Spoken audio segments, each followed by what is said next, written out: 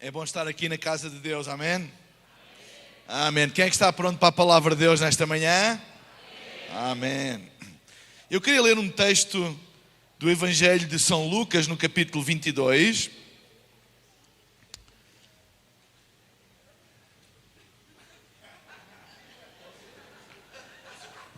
Eu estou disponível, pode ser o Zé Paulo ou esta irmã. Bom dia. Tudo bem com você? Tudo. Comigo, graças a Deus. Ah, obrigado. É bom para a garganta.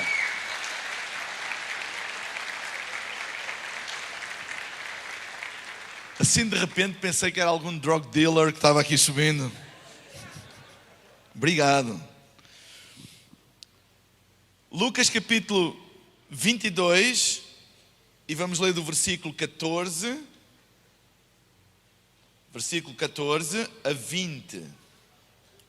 Evangelho de Lucas 22. E diz assim: E chegada a hora, pôs-se à mesa, e com ele, com Jesus, os 12 apóstolos. E disse-lhes: Desejei muito comer esta Páscoa antes que padeça, porque vos digo que não a comerei mais até que ela se cumpra no reino de Deus. E tomando o cálice, e havendo dado graças, disse: Tomai-o e reparti-o entre vós, porque vos digo que já não beberei do fruto da vida até que venha o reino de Deus.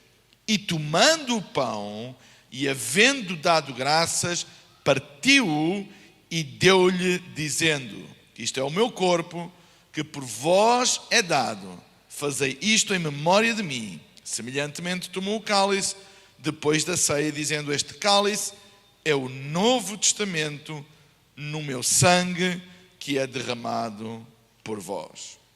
O título da minha mensagem esta manhã é: Tu precisas, tu necessitas da mesa. Tu necessitas, tu precisas da mesa. É interessante que os momentos de maior intimidade que Jesus passava com as pessoas era à mesa. Há muitas passagens do Novo Testamento em que Jesus estava com as pessoas à mesa, e a mesa não era apenas um lugar de partilha de alimentos, mas era um lugar de ligação, de conexão, de partilha de vida.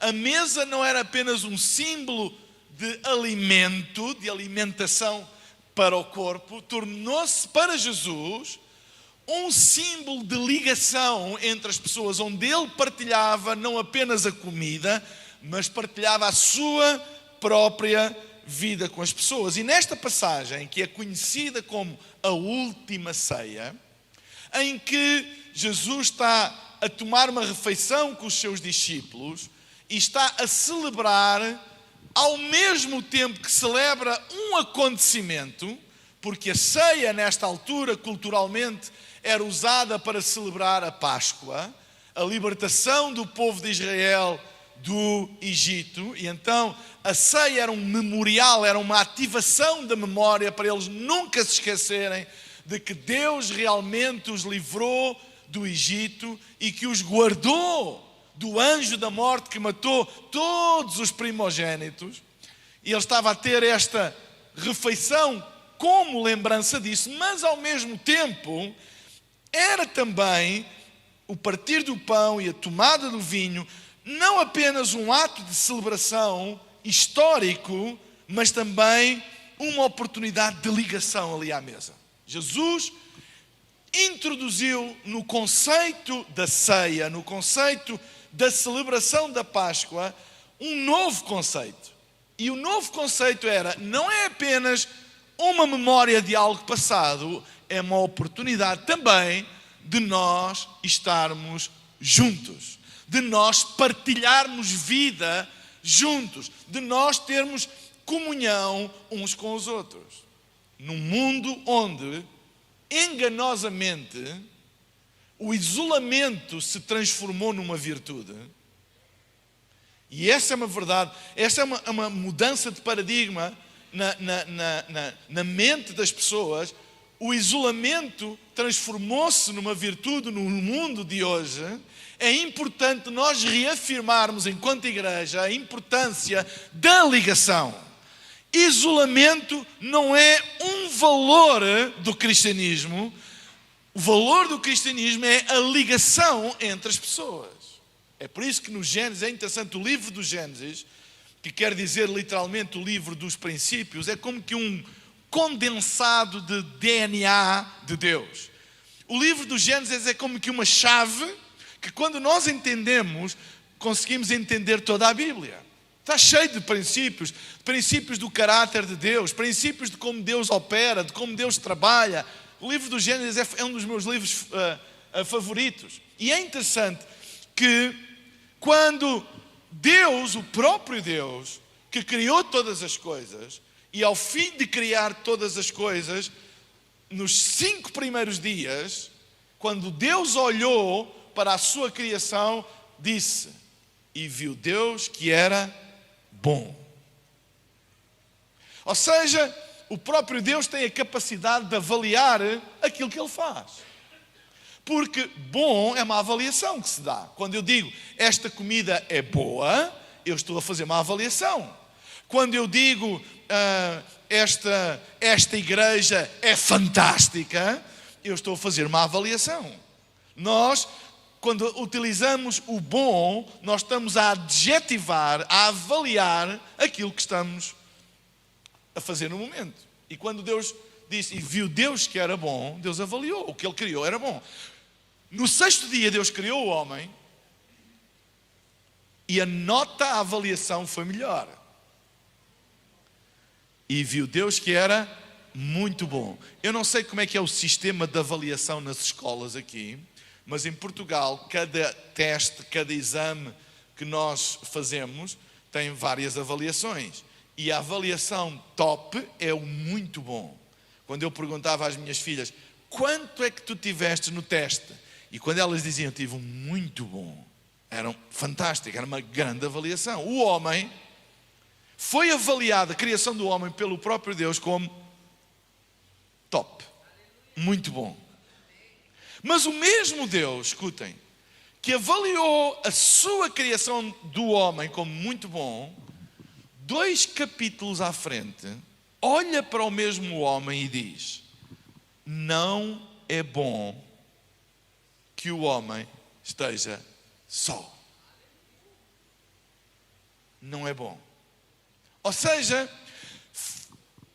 o homem, e diz que criou uma adjutora. Do seu lado, da sua costela, criou uma adjutora. Ou seja, a ligação, a companhia, a comunhão foi uma criação divina, uma ideia divina para responder a uma avaliação do homem que não era bom o homem estar sozinho. Então, na igreja, comunhão não é uma opção. Não existe igreja com pessoas isoladas. Isso é contra o DNA da própria igreja. Mesmo numa época onde isolamento parece que se tornou uma virtude, no Evangelho não é uma virtude. Não há igreja sem ligação. E o que Jesus estava a fazer aqui, nesta ceia, era exatamente a afirmar ou reafirmar a importância da mesa como ligação. Como as pessoas estarem juntas e partilharem vida. Igreja é uma mesa de comunhão. Igreja não é apenas um local onde nós consumimos necessidades espirituais. A igreja é uma mesa onde nós nos sentamos uns com os outros e partilhamos vida.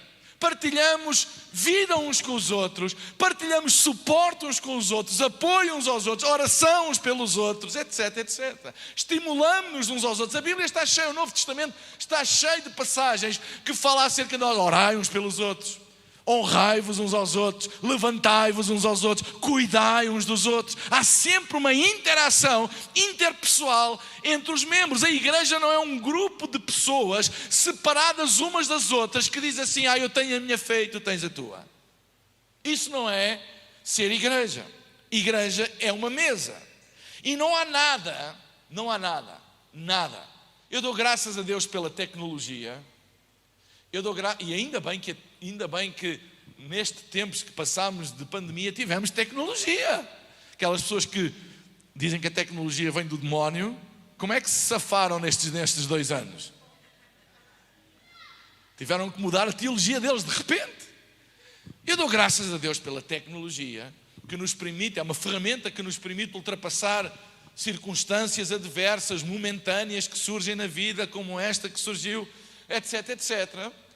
Mas não há nada como nós estarmos juntos na sala, como nós estarmos juntos na casa, como nós partilharmos o mesmo ambiente, a mesma atmosfera. Isso é inigualável, não se consegue reproduzir, não se consegue experimentar sentado num sofá ou na cama a assistir ao culto online. Isso não é uma excelente ferramenta para quem está doente, para quem não consegue se deslocar, para quem está longe. Ótimo, fantástico, mas não há nada como a atmosfera que nós vivemos quando estamos juntos na casa de Deus. Não há nada como isso. E sabem, e nós temos muitas expressões que expressam claramente o impacto que a atmosfera, o ambiente de estarmos juntos tem na nossa vida. Quando nós temos expressões: uau, hoje o ambiente estava incrível. Até os incrédulos muitas vezes não têm teologia suficiente para esquematizar aquilo que eles estão a viver. Às vezes eles dizem, às vezes na nossa igreja, pessoas que vêm pela primeira vez e dizem assim: havia qualquer coisa aqui hoje que mexeu comigo. Eles não sabem dizer o quê, eles não sabem explicar o quê, mas a atmosfera da própria sala, a atmosfera da igreja estar junta como um todo, em adoração, em comunhão uns com os outros, tem um impacto que não pode ser negligenciado na nossa vida. Nós não fomos feitos para viver uma fé isolada, sozinhos. Não existe essa coisa de: eu tenho a minha fé, tu tens a tua, eu não preciso de uma igreja, eu não preciso de comunhão, sou eu e Deus, etc. E eu hoje queria usar este texto de Jesus, este texto do Evangelho, para vos mostrar que a igreja é a mesa da comunhão. A igreja de Jesus é o local da partilha do pão. É o local da partilha do pão. E deixa-me falar de algumas coisas, 3 coisas importantes nesta passagem. Primeira, o pão é para partir. O que é que diz o versículo 19? E tomando o pão e havendo dado graças, partiu e deu-lhe, dizendo: isto é o meu corpo, que por vós é dado, fazei isto em memória de mim. Escutem a primeira parte do versículo. E tomando o pão, partiu e deu. Primeiro princípio: o pão é para partir. O pão é para partir. E só se parte aquilo que é para partilhar. Não se parte o que não se partilha. Eu não tenho necessidade de partir o pão, não é? Se não for para partilhar com outras pessoas que estão à mesa. O partir é em si mesmo um ato já de partilha. Quando eu parto alguma coisa, é porque eu tenho na minha ideia, nos meus planos, que aquilo não seja só para mim. É por isso que quando nós vamos almoçar à casa de alguém e está um cesto com pão, ele normalmente está fatiado ou partido, seja como for, porque é esperado que todas as pessoas que estão naquela mesa partilhem desse mesmo pão. Ele não foi comprado partido, ele foi comprado inteiro. Mas por causa do propósito do pão, que era para partilhar, ele foi partido. Porque só se parte aquilo que se pretende partilhar. E este é um princípio poderosíssimo, porque não há verdadeira experiência da fé no isolamento. Não há verdadeira experiência da fé sem partilha. Essa coisa, pessoal, o que interessa é a minha fé com Jesus. O que interessa é a minha relação com Deus. Isso é que interessa. Isso é um erro. É um erro. Jesus é o pão da vida, certo? Ele é o pão da vida, não há dúvidas nenhumas. Ele é o pão da vida. Eu preciso é do pão da vida. Eu preciso é de Jesus na minha vida. Eu não preciso de uma igreja. Eu não preciso dos outros. Eu estou muito ofendido. Eu fui muito magoado, etc, etc. Eu só preciso de Deus e de Jesus. Ele é o meu pão da vida. Mas deixa-me dizer-te uma coisa. O pão da vida só é pão da vida quando é partido. E não é a primeira vez que no Evangelho Jesus, quando às suas mãos o pão vinha parar, o partiu. É interessante. Lembram-se do milagre da multiplicação dos pães? Como é que Jesus fez esse milagre?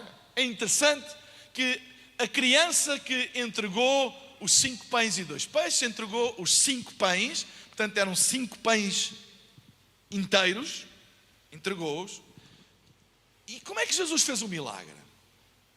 Fez assim uma oração especial sobre aqueles 5 pães e de repente aqueles 5 pães transformaram-se em 500, em 5.000, em 500.000, não sei, porque a Bíblia diz que eram 5.000 homens, tirando as mulheres e as crianças, portanto, no mínimo 15.000 pessoas estavam ali, portanto é preciso muito pão. Como é que ele fez aquela multiplicação? Fez alguma oração sobrenatural, especial, e de repente o pão se multiplicou assim do nada? Não. A Bíblia diz como é que ele fez. Diz que ele pegou no pão, abençoou, e o que é que fez a seguir? Começou a partir. E à medida que partia, o pão não acabava. À medida que partia, que partilhava, o pão não acaba. No reino de Deus, tudo aquilo que tu partilhas nunca acaba. Aquilo que tu tentas guardar só para ti acaba, mas aquilo que tu partilhas nunca acaba. Fé é para se partilhar, porque fé partilhada nunca esfria, nunca acaba, nunca vai embora. Fé isolada vai acabar um dia. Todas as pessoas que me disseram assim: eu não preciso de uma igreja, eu não preciso de comunhão, eu não preciso da mesa, eu só preciso, sou eu e Deus. É a minha relação com Deus, é individual, é pessoal, Ele é o meu pão da vida. Isso durou pouco tempo. Porque aquilo que não é partilhado no reino de Deus não dura. Mas tudo aquilo que tu partilhas nunca vai acabar. É por isso que a mesa é um lugar de partilha, para que tudo aquilo que tu partilhas nunca acabe. A fé que tu partilhas não acaba. Os recursos que tu partilhas não acaba. Amém? A generosidade que tu partilhas não acaba. O amor que tu partilhas não acaba. O companheirismo que tu partilhas não acaba. O apoio que tu partilhas não acaba. O suporte que tu partilhas não acaba. A mão estendida que tu dás não acaba. Tudo aquilo que tu partilhas no reino de Deus nunca acaba.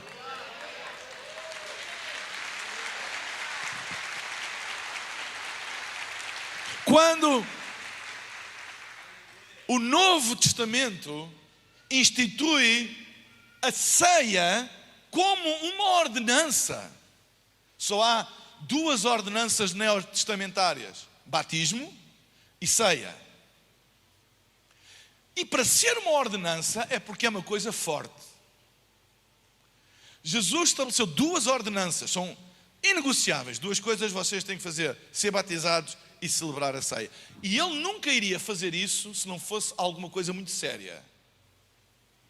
Alguma coisa imprescindível. É interessante quando o apóstolo Paulo, na carta aos Coríntios, em 1 aos Coríntios, quando ele começa a estabelecer os princípios da celebração da ceia do Senhor, é interessante que ele diz: fazei isto todas as vezes em memória de mim. Há um aspecto memorial na ceia que já vem do Velho Testamento. E o aspecto memorial da ceia, escutem com atenção que isto é importante. O aspecto memorial da ceia é nós nunca nos esquecermos de que a nossa salvação, nunca nos esquecemos que a nossa redenção deve-se exclusivamente à obra de Cristo. Não há nenhum mérito nosso, não há nada que nós tivéssemos feito para merecer essa obra. tudo aquilo que nós temos de Deus, temos pela graça e pelo favor de Deus. Nunca se esqueçam disso. É porque isso é mesmo importante. É porque ele sabia que nas práticas religiosas a tendência para nós começarmos a achar que tudo funciona numa relação causa e efeito. Se eu fizer isso, Deus faz. Se eu não fizer, Deus não faz. E trazendo mérito àquilo que nós fazemos, era um risco muito grande. E ele disse, então vocês vão se lembrar, sempre que estiverem juntos, tomem a ceia, para vocês nunca se esquecerem, se vocês estão aqui, a mim devem, se vocês são salvos, a mim devem, não há guerras entre vocês, quem é melhor, quem não é melhor, porque nenhum merece isso, é fruto do amor e da graça de Deus. Então a ceia é como que toda a gente se lembrar, tu não és mais digno do que o outro, tu não és menos digno do que ninguém, porque todos nós devemos a Ele a nossa salvação. Mas o Novo Testamento inclui também na celebração da ceia, e que às vezes passa despercebido, uma segunda dimensão. Porque o apóstolo Paulo, depois de explicar, tomai a ceia, partiu o pão, tomai o vinho, explicar em memória de mim, ele depois introduz uma nova dimensão da ceia. Diz, quando tomarem a ceia, tomem a ceia dignamente. Espera aí, há aqui uma contradição. Então, se eu vou tomar a ceia para me lembrar que eu não mereço, e que é tudo pelas obras e pela graça e pelo favor de Cristo na minha vida, então eu não sou digno de tomar esta ceia. Eu tomo-a por causa do favor de Deus e é para eu me lembrar. Então, e agora está a dizer para nós não tomarmos indignamente. Então, em que é que ficamos? É um memorial para nos lembrarmos que ninguém é digno, que é tudo por causa dele? E agora o apóstolo Paulo vem dizer para não tomar indignamente? E pessoas começam a dizer, eu não vou tomar a ceia hoje porque eu fiz alguma coisa errada, eu não sou digno de tomar a ceia. Pois não, nem tu nem eu. Eu tenho um problema, zanguei-me com um familiar meu, eu não vou tomar a ceia. Eu fiz uma decisão errada esta semana, eu não vou tomar a ceia. E nós contradizemos o próprio objetivo da ceia, que é nós nos lembrarmos que não é por aquilo que a gente faz ou deixa de fazer que nós somos salvos, mas é por causa dele. Então porquê é que ele diz indignamente? Mas o próprio apóstolo Paulo explica, não discernindo o corpo do Senhor. O indignamente não tem nada a ver com eu ser digno ou não diante de Deus, tem a ver com eu não perceber a dimensão comunitária da mesa. É eu não entender que eu não sou sozinho, eu não posso ter uma fé sozinha, eu não posso achar que eu não preciso dos meus irmãos, que eu não preciso da Igreja de Cristo. Isso é indignamente, não em relação a mim, mas é não discernir que agora esta celebração não é individual, ela é na mesa, é cooperativa, é uns com os outros. É uns com os outros. Ceia é uma comemoração comunitária. Nós temos que estar juntos a dizer, nenhum de nós merecia estar aqui, foi por causa da sua graça e do seu favor. Mas nós discernimos a importância de o fazermos juntos. Eu estou aqui por ti, eu estou aqui para te ajudar, eu estou aqui para te suportar, eu estou aqui para te levantar quando tu caíres. Quando nós não discernimos esta dimensão, nós estamos a tomá-la indignamente. A maior parte das pessoas que tomam a ceia indignamente são aquelas que se acham muito dignas de tomar a ceia e os outros não. Ou seja, eu não preciso, eu tomo a ceia sozinho em casa. O que é isso? Isso é não discernir o corpo. Sabem?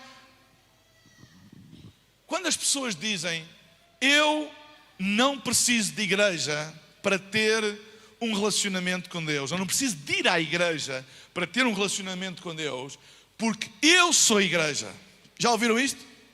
Eu sou igreja. Deixem-me dizer uma coisa. não fiques ofendido comigo. Tu não és igreja.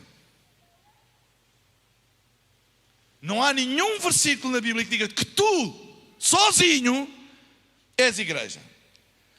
Em Mateus, no capítulo 18, versículo 20, diz assim: Jesus, no contexto judaico, lança esta bomba. E diz assim: porque onde estiverem 2 ou 3 reunidos em meu nome, aí estou eu no meio deles. Como assim? Não será Jesus 100% Deus? É. Não é Deus omnipresente? Está em todo lugar? Sim. Então, claro, onde estiverem 2 ou 3, ou até onde não estiver ninguém, Deus, no seu atributo de omnipresença, está em todo lugar, certo? Deus está em todo lugar. Deus está em todo lugar, quer a gente esteja, quer não esteja. Deus está... não há nada que possa fugir da sua face, porque Ele é omnipresente. O conceito, este atributo divino da omnipresença, ele é geográfico e ele é temporal. Ele é omnipresente no tempo. Deus está ao mesmo tempo no futuro, no passado, no presente. E é geograficamente, Ele está em todo lado. Literalmente, não há nada escondido da sua presença, porque Ele está em todo lado. Mas é interessante que este conceito de omnipresença, que vem do Velho Testamento, não é neotestamentário, é veterotestamentário. Deus omnipresente, está em todo o lado. É interessante que no próprio Velho Testamento havia uma diferença entre a presença de Deus, fruto do seu atributo, está em todo o lado, e aquilo que ficou conhecido como uma epifania, quando essa presença se manifestava. Ou seja, a presença de Deus, fruto da sua natureza omnipresente, Ele está em todo o lado. Estejam 2, 3, 5, 20, ninguém, seja em Curitiba, seja no bairro mais fino ou no bairro mais depravado, mais miserável do mundo, Deus está lá, porque Ele é omnipresente. Mas o Velho Testamento indica que de quando em vez acontecia manifestações do Deus omnipresente que se tornavam perceptíveis para o comum dos mortais. E a isso chamava-se epifanias. Uma manifestação de Deus visível, perceptível. É uma epifania. Quando Deus aparece a Moisés na sarça ardente, é uma epifania. Entendem? E até o Velho Testamento estabelece outro princípio ainda mais interessante, que é o princípio das cristofanias.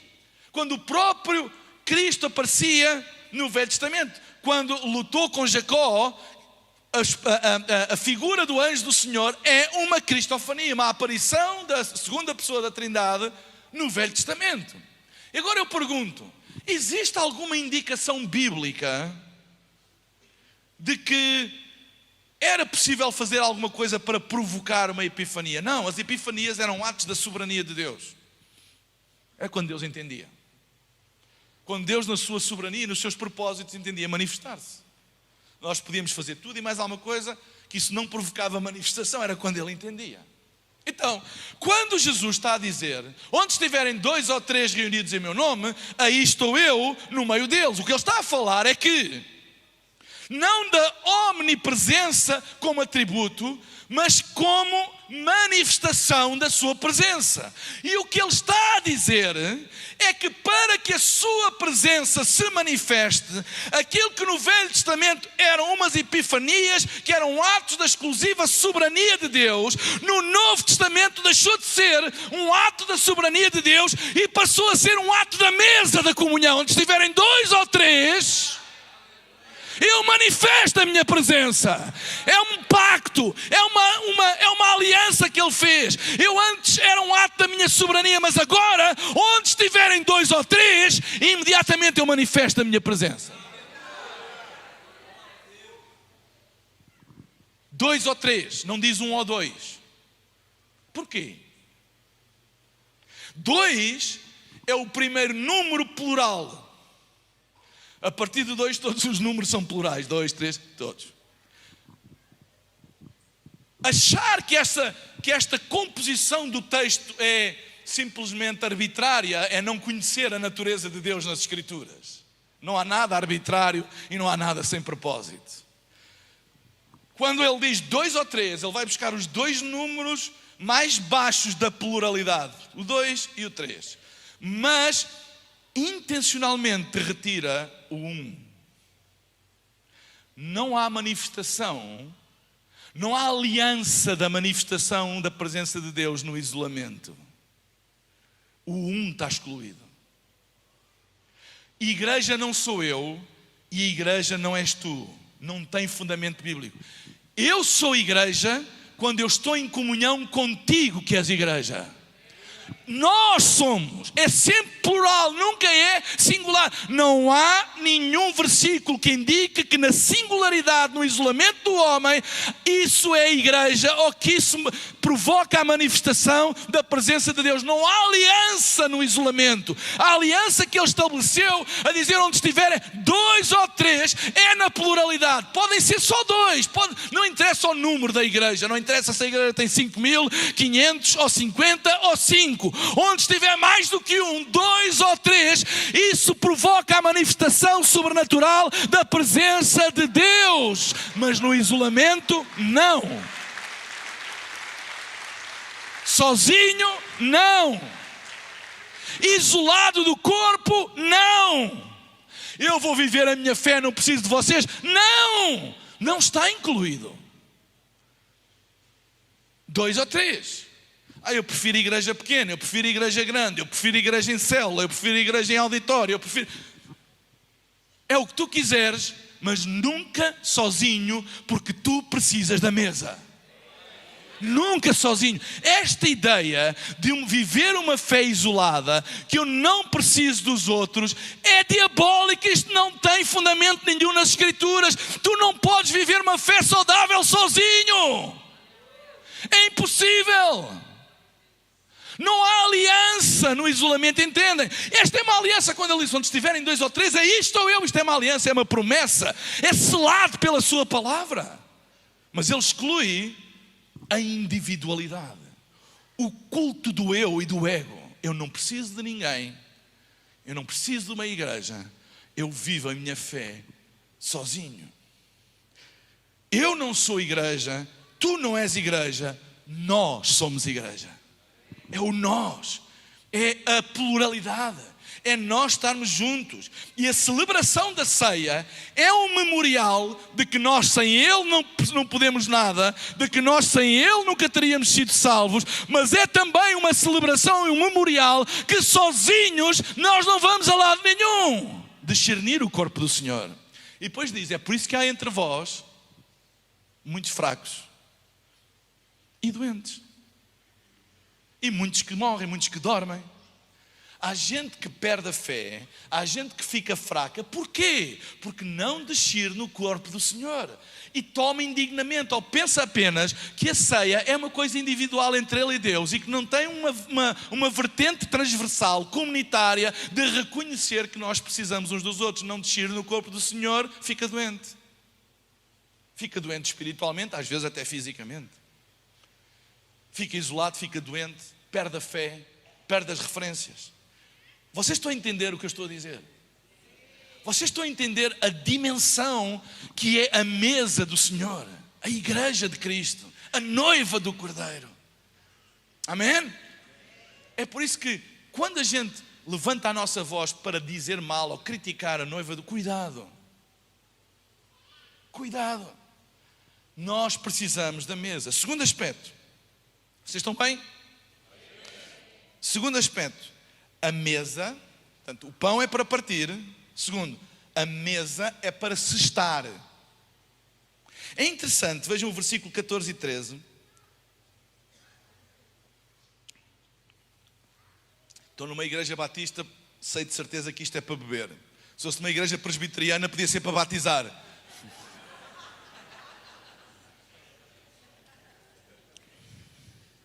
Está aqui algum irmão presbiteriano, eu amo os presbiterianos. Já preguei na igreja do nosso amigo Jeremias Pereira e contei esta piada lá. E eles riram-se.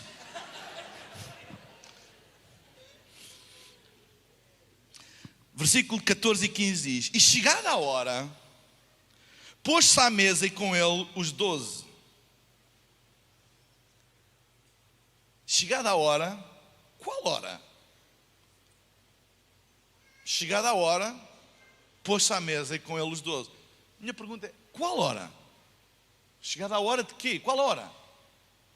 Simples. A hora que eles combinaram tomar a ceia juntos, ter a refeição. Jesus marcou com eles e disse: olha, logo, agora esta é a minha versão da Bíblia, logo às 7 da tarde, vamos tomar uma refeição juntos. Está lá essa hora. E diz a Bíblia que chegada a essa hora, Jesus estava lá. Eu não vou fazer aqui nenhuma pregação sobre pontualidade, isso fica para outra pregação. Ele estava lá na hora marcada. Jesus era pontual. E os discípulos estavam lá à hora marcada. Porque cada um reproduz segundo a sua espécie. Gente pontual forma gente pontual. Mas isso é outra pregação, fica para outra pregação, está bem? Mas chegada a essa hora, todos estavam lá. Deixa-me dizer uma coisa. Há uma diferença entre uma intenção e uma decisão. Quando eles marcaram este jantar, eles estavam a manifestar a intenção. Zaqueu, vamos jantar logo? Sim, sim. A que horas? 7 horas. Ótimo. Isto é uma intenção. Quando chegar perto dessa hora, eu e o Zaqueu temos que tomar a decisão de ir. Porque eu posso, não aqui no Brasil, mas lá em Portugal, há gente que marca coisas, tem a intenção, mas quando chega a hora da decisão, arranjam desculpas. Tive um furo. Sabes, aconteceu uma coisa, não posso ir. A intenção era boa, mas a decisão não acompanhou a intenção que eles tinham. E deixa-me dizer-te uma coisa, a tua vida nunca vai mudar por causa da tua intenção, mas por causa das tuas decisões. Diz que chegada a hora, a Bíblia gasta 0 tempo a falar acerca da intenção e quando eles marcaram. Não diz nada, só fala da decisão. Chegada a hora, todos estavam lá, que é o que interessa. Todos tomaram a decisão de se ir sentarem àquela mesa. É uma intenção, não é uma casualidade. A Bíblia não diz, olha, andavam todos a passear e por casualidade encontraram-se todos naquela mesa. Não. Foi uma intenção que resultou depois numa decisão coerente com a intenção. E então estavam lá todos. E por isso a Bíblia é bem clara. Chegada a hora, Jesus estava lá e os apóstolos também estavam lá com ele. As nossas decisões, escutem, sempre vão reservar lugares nas mesas onde nós nos queremos sentar. Eu vou repetir. As nossas decisões sempre vão reservar lugares nas mesas onde nós queremos nos sentar. Tu sempre terás lugar na mesa que tu te decidires sentar. Eu não sei se já repararam, mas esta mesa da comunhão não é a única mesa que a Bíblia fala. Não é? Há outras mesas. E algumas delas, as próprias Escrituras dizem para nós não nos sentarmos lá.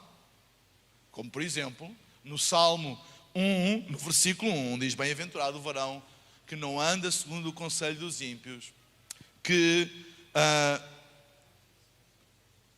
não se detém no caminho dos pecadores e não se senta na roda, outras traduções têm na mesa, dos escarnecedores. Sabem, eu tenho que decidir a que mesas eu me sento. E a igreja é uma mesa. E é fruto de uma decisão tua. Tu tens que decidir a que mesa é que tu te sentas. Porque o mundo está cheio de mesas. Cheio de convites para muitas mesas. Há gente que aceita todos os convites da mesa da ofensa. Vocês sabiam que há uma mesa de ofensas? E há gente sempre a convidar-nos para a mesa das ofensas. Eu costumo dizer, eu não posso fazer nada para impedir que alguém lance uma ofensa sobre a minha vida. Não posso. Mas Eu ficar ofendido já é uma decisão minha. Eu posso ser ofendido, eu não posso fazer nada acerca disso, mas sou eu que decido ficar ofendido. E como o próprio nome indica, ficar, está a falar de eu me sentar. Ou seja, quando eu entro na mesma mesa, quando eu respondo, quando eu deixo que aquilo me afete, eu estou-me a sentar numa mesa que não traz nada de bom para a minha vida. A mesa da ofensa, a mesa da amargura, a mesa do desapontamento. Há tantas mesas a chamarem por nós, mas é uma decisão nossa. Eu não me vou sentar nessa mesa. Mas tu tens razões e tu foi. Mas eu não me vou sentar nessa mesa, porque nessa mesa não há o pão da vida. Na mesa do Senhor, a igreja, eu sei qual é o pão que está lá. É o pão da vida. Nessa mesa não tem pão na vida, tem pão envenenado. Pão que mais cedo ou mais tarde vai dar cabo da minha vida, vai destruir a minha vida. E há muita gente a ir sentar-se a mesas, e não é casualidade, são mesas que tu decidiste sentar-te. Tomaste decisões para te sentar. Eu não posso impedir que a amargura bata no meu coração, mas eu posso tomar a decisão de não me sentar na mesa da amargura.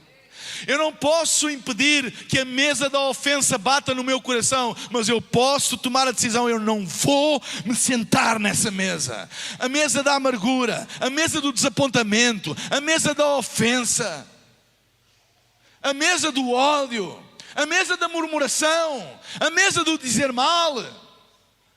Mas sabes, foi sem querer, nós estávamos a falar e de repente começámos a falar isso. Não te sentes nessa mesa. Mas são meus amigos. Mas podes dizer aos teus amigos, olha, se é para conversar sobre isso, eu não quero, porque eu não me vou sentar nessa mesa, porque essa mesa não tem o pão da vida. Não há pão nessa vida para alimentar a minha alma. Não há pão nessa mesa para alimentar o meu espírito. Não há pão nessa mesa para edificar a minha vida. Eu não me vou sentar nessa mesa. Todas as mesas que tu decides te sentar têm um lugar para ti. Todas. E há gente sentada na mesa da destruição, na mesa do ódio, na mesa da amargura, na mesa do ressentimento, na mesa da queixa, na mesa da murmuração, na mesa, tantas mesas, e sentam-se e comem daquela comida regularmente, diariamente. Não há pão da vida. Se não há pão da vida, que pão é que há? De morte. Gera todo o tipo de destruição e todo o tipo de morte. Toma a decisão de tomares o teu assento na mesa do Senhor e não noutras mesas que te afastam do propósito de Deus para a tua vida. Mesmo que recebas todos os dias convites e oportunidades para te sentares lá. Todos nós já tivemos oportunidades de viver ofendidos. Todos nós já tivemos oportunidades de viver e andar desconfiados. Todos nós já tivemos oportunidades de dizer mal de alguém. Todos nós já tivemos oportunidades de odiar alguém. Todos nós já tivemos oportunidades de prejudicar alguém. Mas no fim do dia é uma decisão nossa. Eu não vou sentar nessa mesa. Porque a mesa que o Senhor preparou para mim não é essa. Porque esta mesa é uma mesa preparada pelo Senhor. Preparas uma mesa perante mim na presença dos meus inimigos. Unge a minha cabeça com óleo e até o meu cálice transborda. Eu quero me sentar mesmo na presença dos meus inimigos. Eu quero me sentar na mesa que Ele prepara para mim. Eu não quero sentar na mesa que os meus inimigos preparam para mim. Eu não quero sentar na mesa que mais alguém prepara para mim. Eu quero sentar na mesa que Ele prepara para mim. Toma a decisão. Eu não me quero sentar numa mesa onde não está o pão da vida. E mais, eu também não quero me sentar numa mesa onde está o pão da vida, mas não é partido. Há muita gente que fala de Jesus, mas ignora a mesa. Fala de um Jesus individual. Tu precisas de Jesus, tu não precisas de uma igreja. Tu precisas de Jesus, tu não precisas de um compromisso com os teus irmãos. Tu podes ter um relacionamento com Jesus e não teres relacionamento com nenhum irmão em Cristo. Isso é uma mesa onde está o pão da vida, mas é um pão que não é partido. Mas a mesa do Senhor, o pão é partido. É partilhado. Há muita gente a pregar um pão inteiro. Toma, tu não precisas dos outros, toma tudo para ti. Esse não é a mesa do Senhor. A mesa do Senhor, o pão é partido, é partilhado. É comunitário, não é isolado. E terceiro e último ponto, e que é a dica para a banda subir.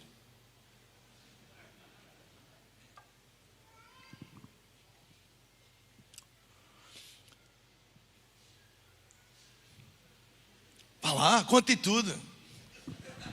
Sem medos. Terceiro ponto. A mesa do Senhor é preparada por Jesus, que tem prazer em estar sentado conosco.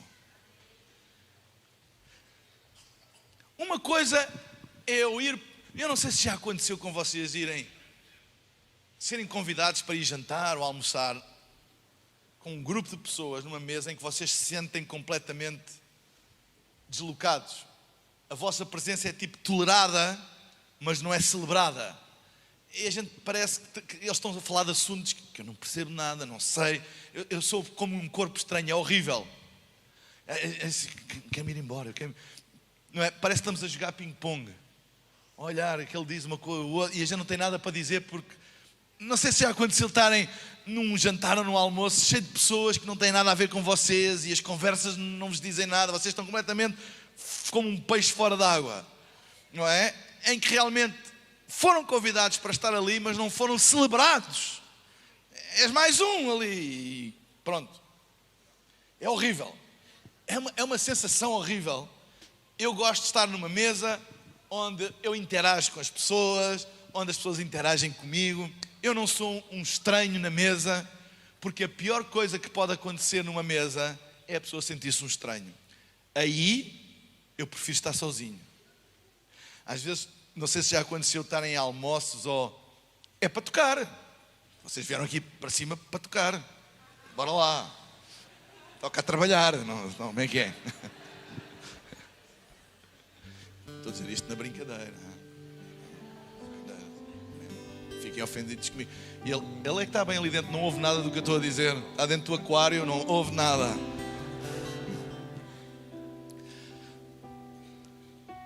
Mas às vezes estamos em locais, por exemplo, vou numa viagem, pessoas estranhas que não... Às vezes tenho aquele desejo, quero ir para o hotel rápido, ficar sozinho do que... Mas reparem como é que é a mesa do Senhor.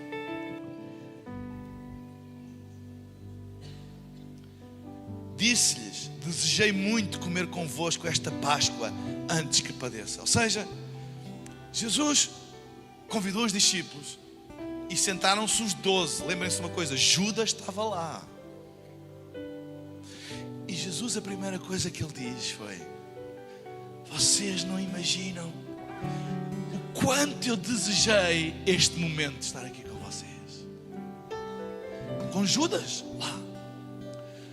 Se fôssemos alguns de nós, a gente dizia: o quanto eu desejei estar neste momento aqui com alguns de vocês.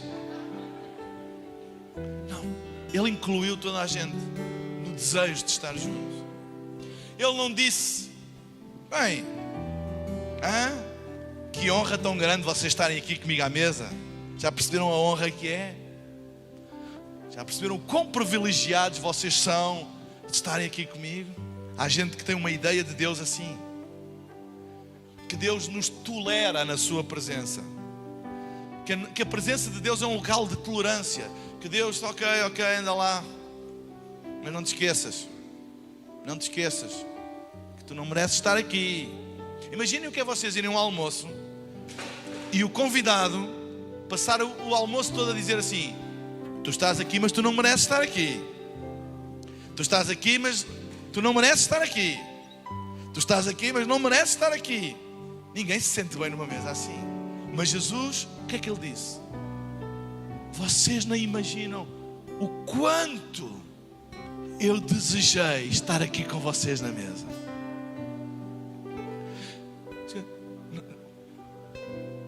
Não. Nós é que te agradecemos. Nós não somos dignos de estar aqui, mas nós é que... Como é que tu podes dizer isso? para o resto da nossa vida. Vamos ficar gratos, porque tu me deixas estar nessa mesa. Ele diz, não. Vocês não imaginam o desejo que eu tinha por este momento. Quando a Bíblia estabelece a ceia do Senhor e diz, fazer isto em memória de mim, não é para a gente andar com a culpa todos os dias, com a surdina ali nos ouvidos. Tu não és digno, lembra-te, tu não és digno, lembra-te. Não. É para nós entendermos que apesar da nossa indignidade, o desejo dele de nos ter perto foi maior. E foi de tal forma que ele deu a sua própria vida para que nós pudéssemos estar sentados à mesa. Ninguém dá a sua própria vida por uma coisa que não deseja. Ele desejou-nos tanto que ele deu a sua vida. Então, é uma ofensa contra Deus, é uma ofensa contra Jesus, quando nós constantemente lhe estamos a dizer, eu não mereço estar aqui, eu não mereço estar aqui, eu não mereço estar aqui. Talvez tenhas vindo aqui a este lugar a pensar assim, eu não mereço. E tem um quê de claro que não mereço, eu também não. Mas lembra-te, da mesma maneira que ele disse aos seus discípulos, mesmo com Judas lá, isso é tão interessante. Ele não se parou. Ele não fez ali um isolamento profilático a Judas. Disse, não, eu desejei tanto este momento. Foi as primeiras palavras dele. Eu desejei tanto estar aqui com vocês. Isto faz-me lembrar a parábola do filho pródigo. Quando o filho volta para a casa do pai, depois de tanta bobagem que ele fez na vida, tanta coisa errada, mas quando ele volta, o que é que o pai, quando o viu, disse, olha quem vem lá, há tanto tempo que não vinha à igreja e agora vem, pois deve ter acontecido alguma coisa, só se lembram de Deus quando estão aflitos. Este tipo de atitude que não acontece nesta igreja, mas noutras. Olha quem está a vir agora aqui. Quando o pai vê o filho, diz que sai a correr, nem esperou. Ele que venha cá, ele se quer que venha cá. A corrida do pai em direção ao filho mostra o desejo dele. E abraçou e fez-lhe uma festa de tal maneira que até o irmão mais velho ficou muito magoado com o pai. E o pai disse, filho, não fiques triste. Tu sempre estivestes comigo, mas o teu irmão estava perdido, estava longe, ele voltou. Esta é a minha maior alegria. Eu quero dizer-te, sempre que alguém vem a Jesus, sempre que alguém regressa para os caminhos do Senhor, a atitude de Jesus é sempre a mesma. Braços abertos a dizer-te, ele hoje está-te a dizer, há tanto tempo que eu desejava este momento. Tu nem imaginas o quanto eu desejei ver-te aqui de novo na mesa. Tu não és tolerado na casa de Deus, tu não és tolerado na mesa, tu és celebrado. Ele não te tolera, Ele celebra a tua presença. Venha de onde vieres, tenhas feito o que tenhas feito, tenhas o passado que tiveres, quando tu vens à presença da mesa, podes contar com Jesus de braços abertos a dizer, eu desejei tanto este momento.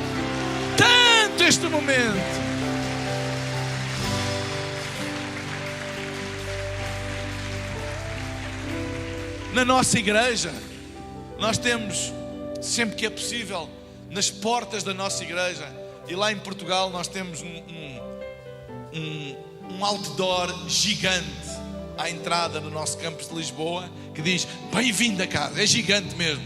É o maior outdoor de todas as igrejas de Hillsong do mundo. Tenho um orgulho naquele, é o maior. Bem-vindo a casa. Não é marketing. Não é imagem de marca. É o melhor que nós podemos fazer para expressar isto. É dizer a todas as pessoas, venham elas de onde vierem, como vierem. A melhor maneira que nós temos de expressar um coração da última ceia é nós como seus filhos e seu corpo, recebermos da mesma maneira todas as pessoas e dizer-lhes isso. Esta casa é também a tua casa. Bem-vindo. Nós celebramos a tua vida. Nós celebramos a tua vinda. Nós celebramos a tua presença neste lugar. Bem-vinda à tua casa. Esta casa é também a tua casa. Vais ser tratado com honra. Vais ser celebrado. É por isso que nós devemos cuidar daqueles que nos visitam, honrá-los. Nós podemos tratá-los bem, que eles se sintam realmente em casa. Não é estratégia de alcance nem de crescimento. Esqueçam lá isso. É o coração do Pai. É uma mensagem profética vinda dos céus para alguém que está magoado e destruído pela própria vida e que finalmente encontra um lugar na mesa. Eu oro a Deus para que a igreja Shalom seja uma mesa onde toda a gente tem lugar e onde a presença de todas as pessoas é celebrada, e que da maneira criativa e inovadora, o que vocês quiserem, mas que se expressem isso a todas as pessoas que entrem por estas portas, que elas possam sentir de alguma maneira que elas não estão apenas a ser toleradas neste lugar, que elas realmente são o centro de toda a nossa alegria, de toda a nossa atenção, de todo o nosso carinho, de todo o nosso amor, porque é esse o único e verdadeiro coração do nosso Pai Celestial. Bem-vindo, meu filho. Bem-vindo, meu filho. Eu esperei tanto por este momento, eu desejei tanto. Se nós algum dia conseguimos ter uma visão profética do desejo do coração do nosso Pai Celestial em alcançar aqueles que estão longe, nós nem de noite dormíamos, para que toda a Curitiba, todo o Brasil, todo o Portugal, todo o mundo pudesse ter uma oportunidade de um dia se sentar na mesa do nosso Pai Celestial e experimentar as delícias e o banquete que Ele tem para todos nós.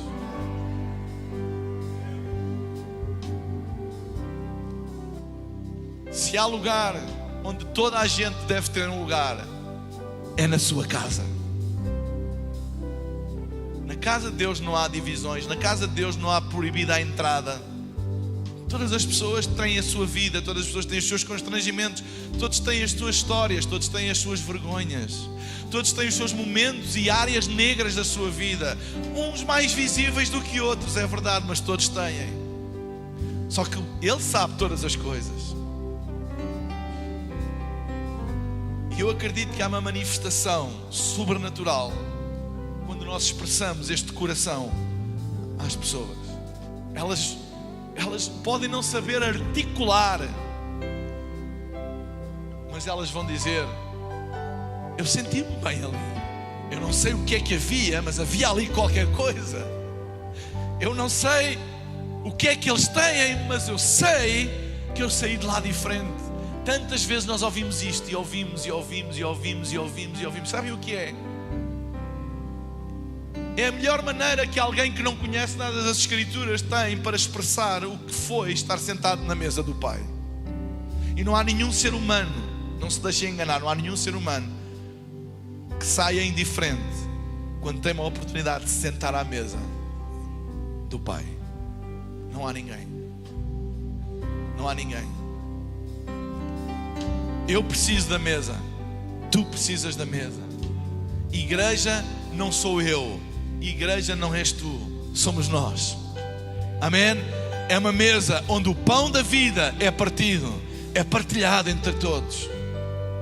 Onde estiverem 2 ou 3 reunidos em meu nome, eu tenho uma aliança. Eu vou manifestar a minha presença. Nós não precisamos de ativar nada. Não precisamos de nenhum pregador especial com uma unção especial para manifestar a presença de Deus. A única coisa que a Bíblia diz: onde estiverem 2 ou 3. Se estiverem 2 ou 3 reunidos em meu nome, se vocês se unirem, eu tenho uma aliança com vocês. Eu vou manifestar a minha presença. Epifania. O Deus todo, o poderoso, omnipresente, manifesta a sua presença quando 2 ou 3 estão juntos em seu nome. Bem-vindos à mesa do Senhor. Bem-vindos a casa. Bem-vindos à igreja. Bem-vindos ao lugar onde Deus manifesta a sua presença. Ele manifesta a sua presença na sua mesa. Será que podemos ficar de pé na sua presença?